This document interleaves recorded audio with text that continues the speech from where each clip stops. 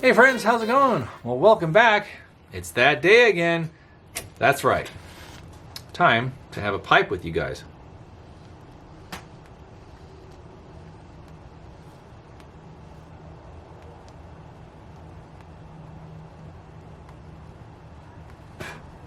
Yeah, that's right. Anyway, I thought I'd take out a special piece.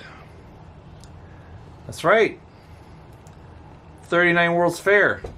Pretty nice, huh? Pretty cool. Yeah, I have two of them. Well, one's different than this one, but only a little bit different than this, but yeah. Has a nice profile to it, I think, right?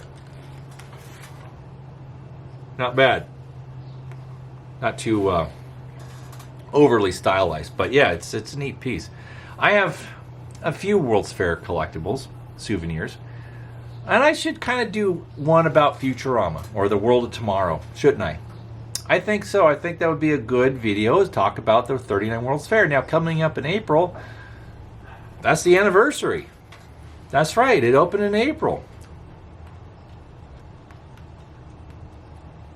I can insert pictures and talk about the fair a little bit and what one could expect to see there, and you might be surprised at the outcome of what you could see at the World's Fair. It's true. A lot of stuff. Some of it was for mature audiences, and it's interesting. I'll dive a little bit into the World's Fair stuff just briefly. First off, we're burning the 1900 era Deet Star that I got out in San Pedro. See? Deet Star. Yeah. This is a nice piece. I haven't burned it in a while, so I thought I'd just, get her going. Yeah, it's a nice piece. But anyway, 39 World's Fair, there was the world of tomorrow. And the more I've learned about it, the more I was really kind of, shocked a bit. I guess, we all get this idea that that era was very prudish and very proper and very conservative in many ways. Some of it's correct. However, not entirely.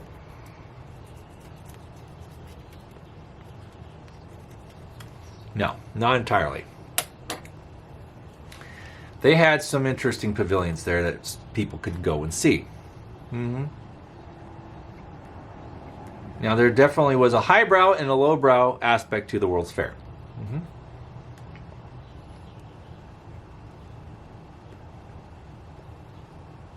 That's very true. You could go see the latest and greatest inventions. Now, for those out in our viewing audience, I'll throw you an easy one. What was one of the things that you could see at the fair that we enjoy today? Any guesses? If you said television, you are correct. That's right. That is the official launching, at least for RCA, of television. And they actually had television cameras at certain parts of the fair, and they televised some of it within the RCA pavilion. But they had a beautiful console that had a projection type of screen. So they had the tube, your cathode ray tube in the cabinet. But they had a lid, so they lift this lid and it was a mirror, and so you would see the image reflected onto this mirror, and it would actually give a bigger picture. But yeah, it's interesting how they did that, and that was the very first generation of RCA television. And this went out, and I didn't even. Anyways, well, there's just a lot of. Never mind. Don't pay attention to me in this. But yeah, television was officially introduced at the 3940 World's Fair in Flushing Meadows, New York.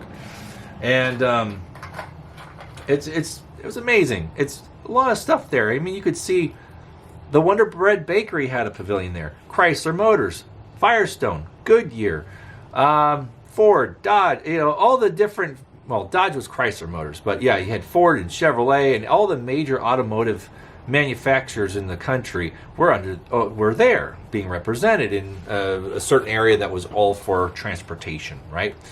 They also had a large area in the transportation area where they had a stage with rails in it. So they would give a timeline of the progression and history of railroading and transportation in our country. And I think even did like a ceremony recreation or reenactment of the Golden Spike transcontinental ceremony. And they also had, of course, a rail yard near there. You could go see all the most innovative and modern engines and passenger service that was in 39.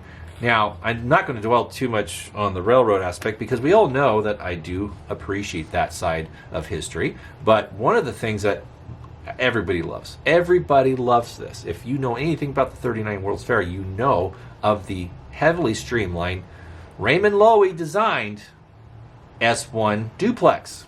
That's right. That was built and operated by the Pennsylvania Railroad.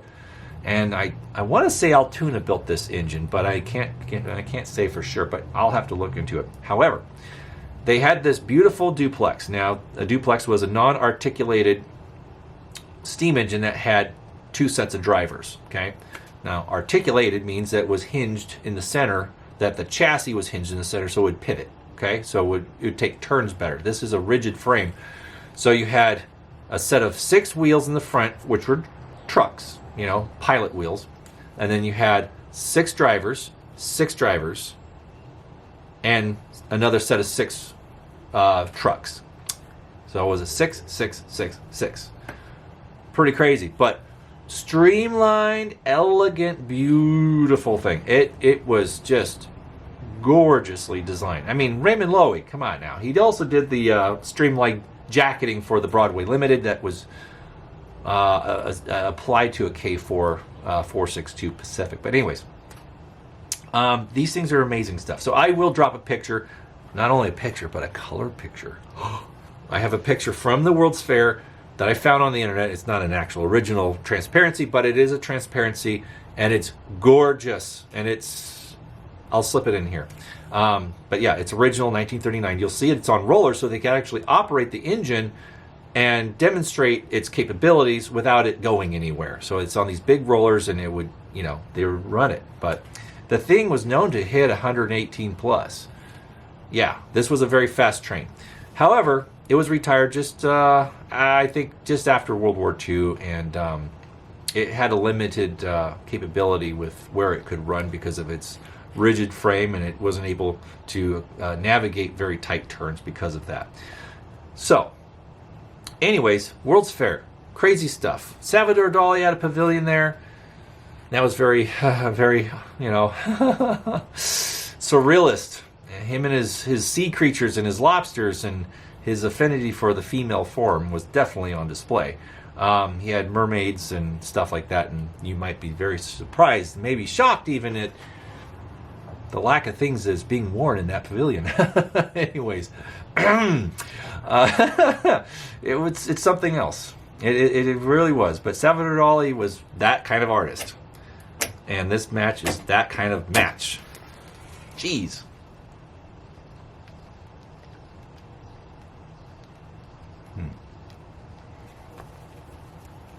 But anyways, we will do a video on the 39 World's Fair.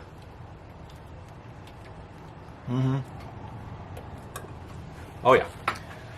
So stay tuned for that. I will make an announcement when I'm actually going to do that, because it's going to be very involved. It's going to be a long one. It's going to be an hour plus. So be prepared for that. And April is going to be the anniversary of the opening day of the fair. So that might be appropriate to do it, because it'll be 86 years this year. Yeah. Anyway, what are we going to share today? Well, glad you asked. We're going to share the old something of tube radio relations here. And, you know me, I've always enjoyed radios. We've done a video on radios. Yeah.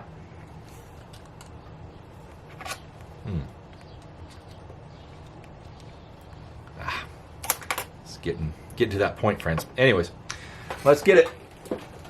Here we go. It's a Majestic. Check that out. It's kind of shiny. This thing will clean up really nice, actually. This thing has a really cool dial scale, or indicator rather. Check it out. Look at those little red dots. I would imagine they light up so you could see the station indicator at night when the dial's lit. Pretty cool. Very streamlined, curved corners. Early 40s, I would say. Not sure. I'll have to look up the model number. But speaking of which, it still has the original sticker underneath the cabinet. Go ahead and pause it now if you want to look at it closer. But it's a cool piece. The top is a little rough. That can be cleaned up. Not a big deal. But all in all, it's in really nice shape. It's all complete. Nothing's missing on it. It even has the back.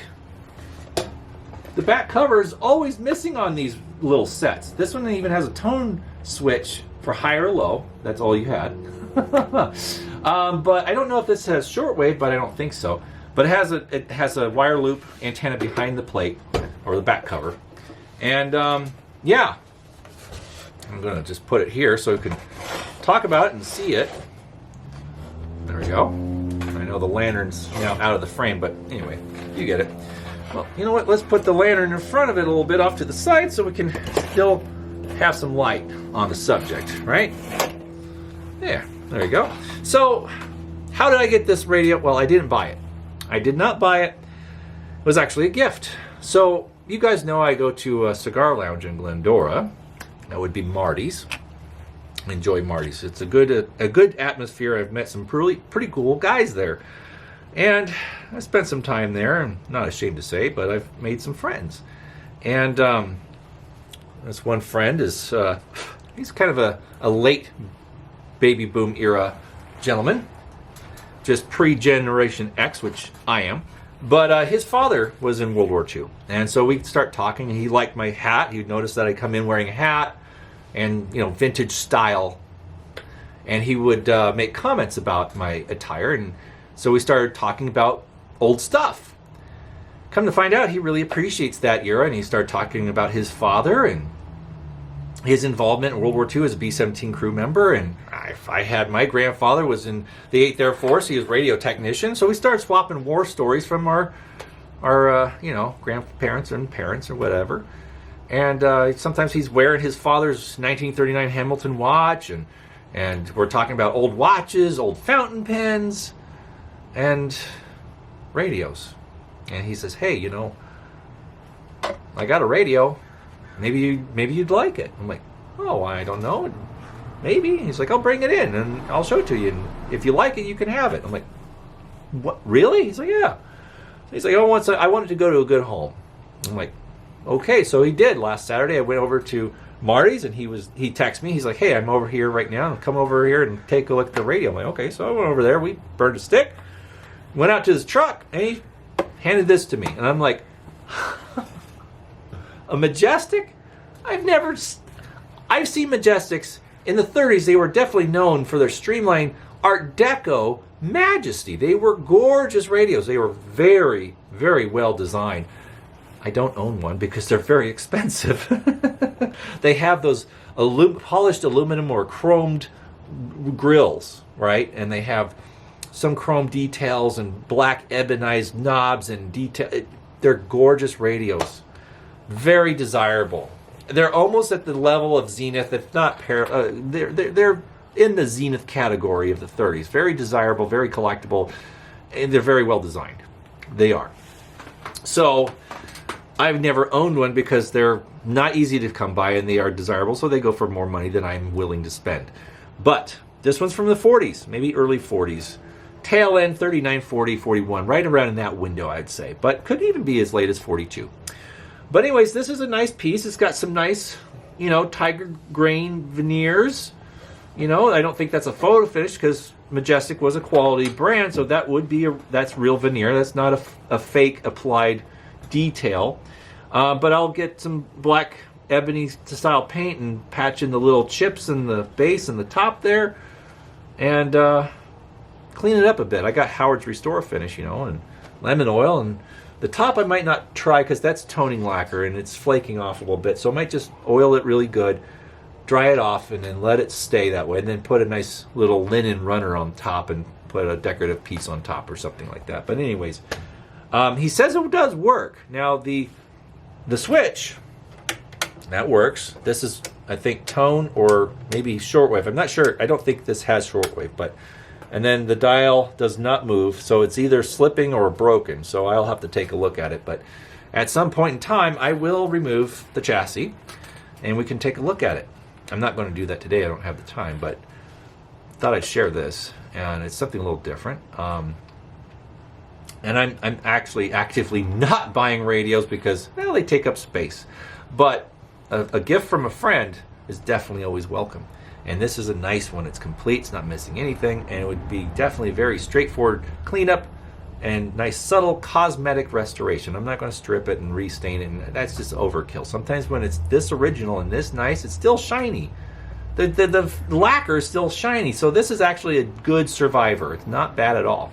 So with that being said, I mean, it looks like someone did replace the cord at one time, and the plug is definitely 50s or 60s. So, maybe the electrolytics were restored and replaced at some point after the war. But anyway, it's a neat set. And the dial, I'm curious to see how that lights up, because I am a big fan of old radio dials. Because, well, when I got into antique radio, it was early 90s, and I saw some old, movies that had radios, and I think it was The Rocketeer. You guys are familiar with that Disney picture back in 90, 91, right around there. And there's a scene where a police officer or two and some nurses were listening to a radio where they're protecting a witness in a room. And, big old Gruesome sneaks in there and he kills the witness. Anyways. But they were listening to the radio, and they're sitting around, and the nurses are having a cigarette, and they're listening to Jack Benny or something like that. And that kind of was neat because I saw this little radio, similar in size, and with a little dial glowing, and they're listening to this comedy program, and I just thought that was neat. I found that very appealing, and so then when I discovered old-time radio, I dove into that, and of course I wanted to listen to an old program on a radio that was appropriate, so I seek to do that, and I eventually did attain that goal. But through the 90s, KNX 1070 had the Drama Hour, and once I started getting some good old time radios in my collection, one of my favorites, I don't have it anymore, but it was a division of Majestic, which was Grunow, which was the parent company of Majestic out of Chicago, Illinois. The Grunow was a big, tall console, and from 1937, and a beautiful black dial, multicolored band, so it was backlit, so once it was on, then you saw these different colored bands. Now you had broadcast and police scanner, and you had shortwave, and amateur. There was an amateur band, which I'm not sure what that was, but you had police, amateur, and shortwave, and the traditional broadcast band. So, yeah, back in those days, AM had the police scanner, so civilians could listen to car chases and police pursuits and all sorts of different things and know what's going on. But they eventually abandoned that because the people that were on the land were listening to it too, and they knew where the police were going to be. So, once radios became more prominent in automobiles, or if they had a portable that had such capabilities, then it was no longer relevant. So it was doing more damage than good. But anyway, the early days of radio is definitely fun, and I love the old programs. All the dramas and the serials, the game shows, and the comedies and all that stuff. It's fantastic. It's fun. One of the programs I remember hearing early on was X-1. And that is a science fiction program that came out on, I think, 4950, right around there. But it was very, very cutting edge. I'd almost say it was the Twilight Zone of radio. In a way it was. It made you think, it's kind of, there's some that were about space travel and interplanetary type of stuff. But it was also, there's some time traveling aspects and paranormal stuff. It was very interesting. X-1. I think you can find those episodes on YouTube. And definitely give it a shot if you do like science fiction. But radio, the theater of the mind. It's amazing stuff. And when I see an old radio, I don't just see something that's antiquated and it's got a metal chassis and tubes and all that. Some people that just want the look with a modern sound system or whatever, that's their preference. But for me, every component in this radio is historic because who knows? Broadcast of December 7th, the announcement of declaration of war, FDR's address to the nation in December 8th, the fireside chats, the reports of war through the 40s, the announcement of the end of the war. All those historic broadcasts probably came over that speaker. How many radio programs, how many big band remote broadcasts were there that came through the speaker? I have a reverence for this stuff. I know it's kind of, some people find it odd, but don't junk your old radio. Get it refurbished, and you can get it adapted to play, Bluetooth as well as without ruining the historic integrity of the piece. It costs a little bit of money, but I would definitely say it's worth it if you know who to talk to. But it's a neat piece, and just looking at this thing, I can hear it. I can hear those voices coming over the speaker, and it's something else, Baseball games, football games, a lot of important moments of our time came through speakers very similar to this. Either big sets, floor models, or table sets. I mean, you saw the video about my BB-10 RCA, and I did a whole thing about portable radios, and I had, it was quite the time in our country, in the world, really. It was a major development, and it changed a lot of the way the world thinks and perceives things because of the invention of instant information, which this was the beginning of it, radio, and then television, and now the internet. So this is the great-grandfather of modern information and entertainment in the home. So yeah, I love it. So next time we will be diving into this piece, and I'll be looking at it and seeing what it needs and doesn't need. I was told it does work, so I won't have to replace tubes, hopefully. But I will see if what the dial, string is doing, if it's broken or if it's just slipping and needs to be tightened or whatever, new spring in it, whatever. We'll see what I can do. My capabilities are kind of on the limited side when it comes to antique radios. I can replace tubes, but I'm not really the soldering guy that can replace, all the capacitors and all that stuff. But anyways, I do know some people that do, and I might be bothering them if needs be. But anyway, thanks again for tuning in, everybody. I really do appreciate your supporting the channel and liking and subscribing and sharing it with your friends. It really does mean a lot. And just know I'm always going to be here every Thursday sharing something different. Now, I know I said I wasn't buying any more lanterns. I did, though. Shame on you, Rob. How could you? Right? It was a good deal, and it was something I've always kind of wanted, so I couldn't help it. But anyways, there will be a radio in the near future, but not, maybe by next week. But we'll see what we share first. If we're going to crack into this and see what's going on, maybe we'll take a break from the radio and share another lantern, vice versa. You'll just have to wait and see next week what happens. So thanks again. Remember, click that like button. It really does a lot for the algorithms and the way these videos can kind of percolate up to the top.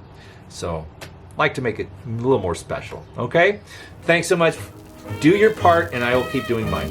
Take care, guys. See you next week.